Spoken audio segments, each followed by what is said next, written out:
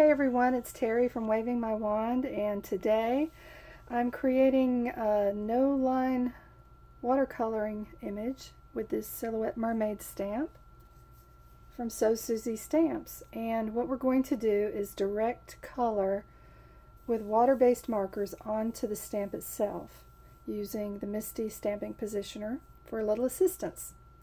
So to begin, I have my Strathmore watercolor paper. I use the 300 series. I'm an avid fan of Strathmore products, and I've also got a pencil here, Tombow Mono pencil, and we're going to create just a little area to outline where the sand is going to go, where the water is going to go. We're going to put the sand on a slope here and then draw out the water here. And we've got our mermaid in position for coloring. So first thing we're going to do is lower the lid of our Misty and make sure that our stamp is adhered well. And if you're not really sure how the Misty works, it allows you to stamp an image over and over and get good complete coverage without having to worry about blotchy images, especially for sentiments. I have always struggled with having good images until I got my Misty, and that solved that problem. So what I'm going to do first is visualize where I want the face to go. We're working with a silhouette image, so it's one flat image, and we're going to add our own face, our own colors. This is just something a little fun to do to get creative. I'm using my Zig Clean Color brush. It's the flesh color, and I'm outlining not outlining, but actually coloring the hands, the arms, where I visualize the arms are, and where I visualize the face and the neck. Okay? And we're going to be doing a little bit of misting with a water bottle and blotting with a paper towel. So first we're going to go ahead and mist the area and just gently blot because you don't want it to be oversaturated. And lay down your Misty lid, press down, and we're going to repeat. Oops. Alright, can you see? I hope you can see. I might need to pull it over a little bit. Alright, let's do that one more time. And I usually would have a heat tool here and dry everything in between. But for the sake of time and for this video, we're just going to quickly run through this so you get the idea. I'm not going to even mist it this time. I'm just going to press. And once you've got all your colors filled in, you can always go back later and add in more color without the Misty. Let's see. I want to clean off what I just did just so my colors don't get mixed and muddied. So I'm using my Crafters Essential Wipes. I love these. I use them all the time. They're my favorite for getting ink off my hands, cleaning my stamps. They're awesome. I love them. And we're going to wipe that off. Now we're going to color in the rest of the body. I just want to get the flesh color done first so that I don't mix any of the other colors with it. So we're going to work with an orange color for the hair. We're going to use a lavender color for the body, and we're going to use some green and kind of a teal color for the fin. Can you see that? Oops, I'm sorry. So let's begin by directly coloring the hair. just go ahead and color on there. You're going to be needing to use water-based markers. This is essential for watercolor paper and to achieve what we're trying to do here. Remember not to color over where the face should be. See that? I think we about got it right, don't you? Be sure you get the outline really good, all those little curls. Alright, and then we're going to move on. We're going to try to do this quickly.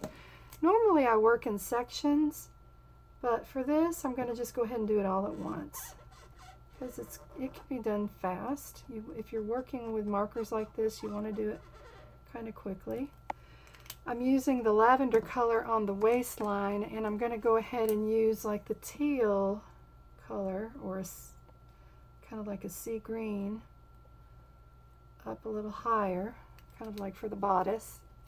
And let's use the same color for the fins. We're going to, you know, blend the colors so that everything is cohesive. And I'm going to actually use two different colors of green on here. Oops. Okay.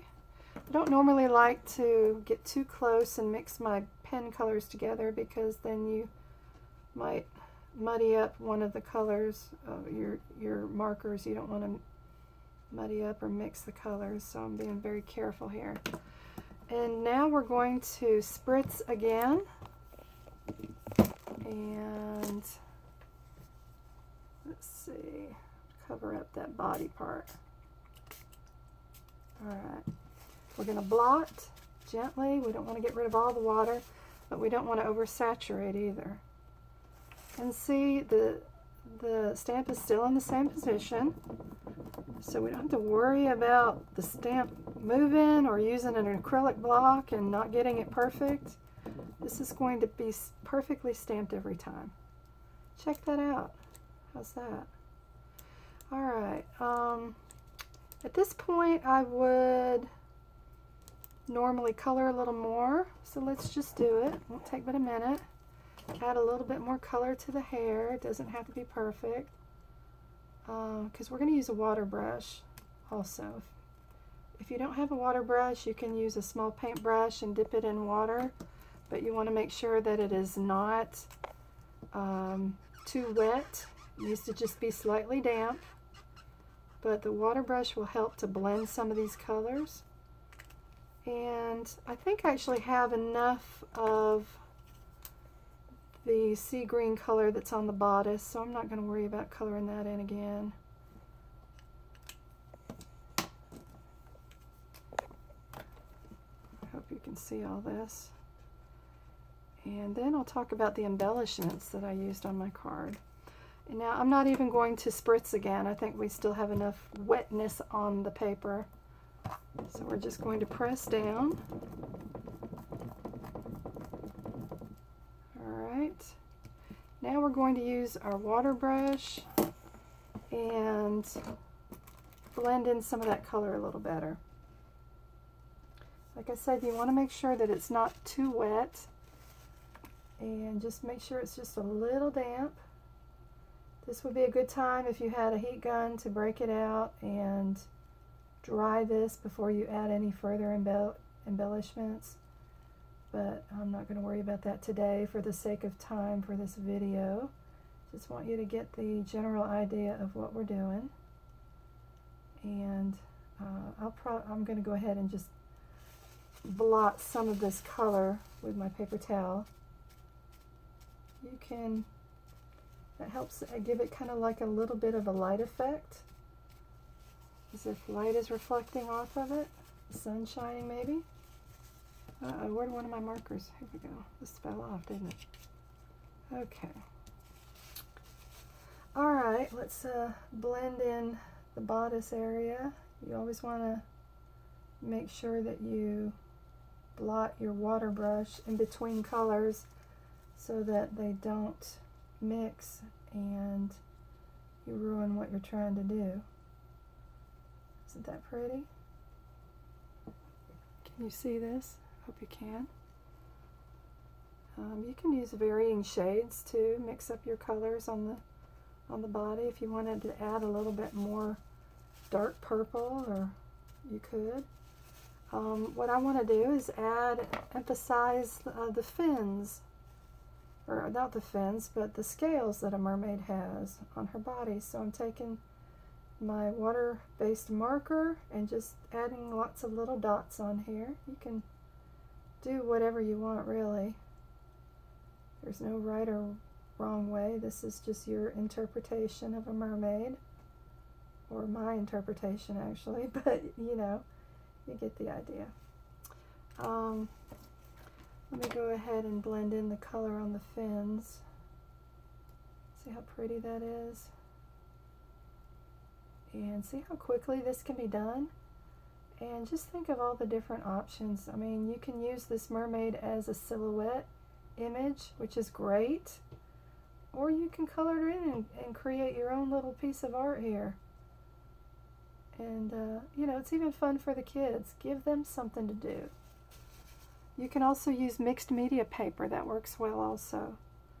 At this point, I would bust out my heat tool and dry everything, but like I said, for the sake of speed, we're going to just brush right past that. If you wanted to add a little bit more color to your project, you could. This would be a good time to go ahead and add in some more flesh tone to the face, now that you have a general outline of where everything's going. And I'm just basically going to show you how this silhouette mermaid can be colored. But for the rest of my card that I've already completed, I'm going to go ahead and tell you what I did on it. I added a sandy beach here using some brown and beige colored markers, simply by swiping them on a craft mat. And I don't think I have my craft mat here. Let's pretend this is my craft mat. What you can do is just swipe your marker on a craft mat and then grab your color with your water brush and then start painting your sand and mixing in different colors. It's pretty easy. I did the same thing for the water over here in a couple different shades of blue. Okay, and this is how she turned out.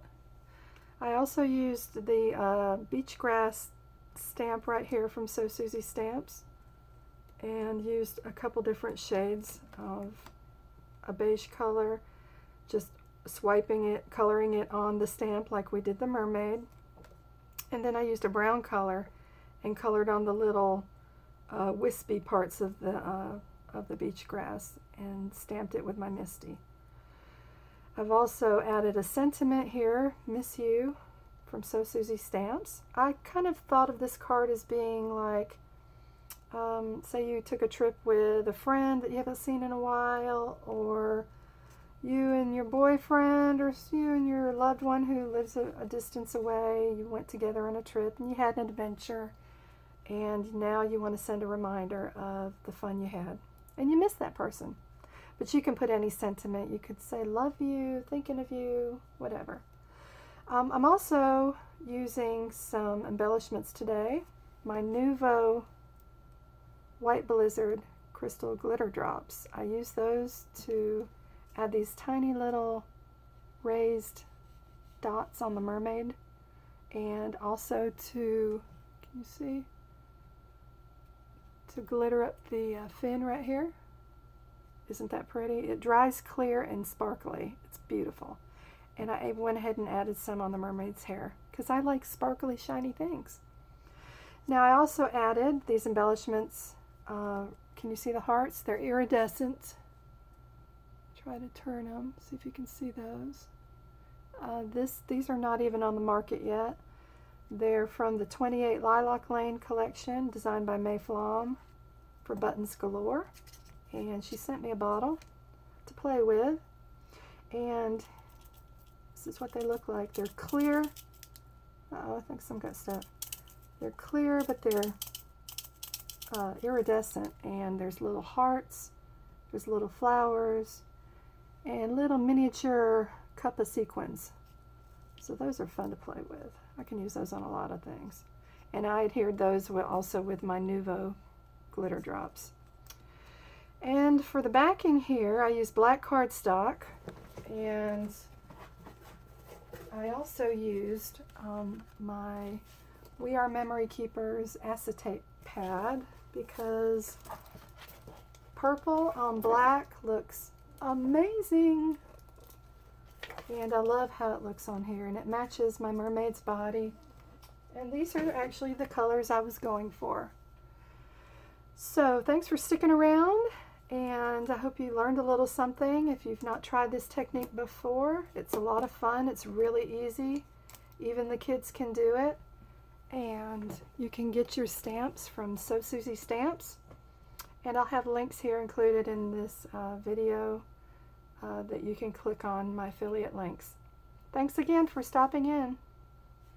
This is Terry from Waving My Wand. Bye.